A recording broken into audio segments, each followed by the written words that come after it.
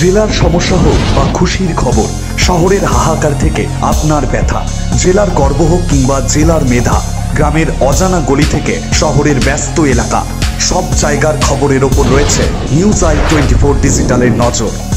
News I 24 digital.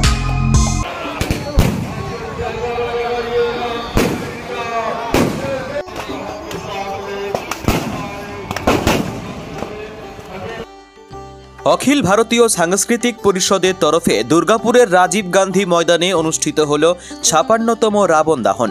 প্রতি বছরের ন্যায় এবছরও দশেরা দিন এই রাবণ দহন অনুষ্ঠিত হয়। রামলীলার পর রাবণ দহন ও আতশবাজি প্রদর্শন হয়, যে অনুষ্ঠান দেখতে লক্ষাধিক মানুষের ভিড় হয়। পার্শ্ববর্তী জেলাগুলি থেকেও মানুষজন আসে।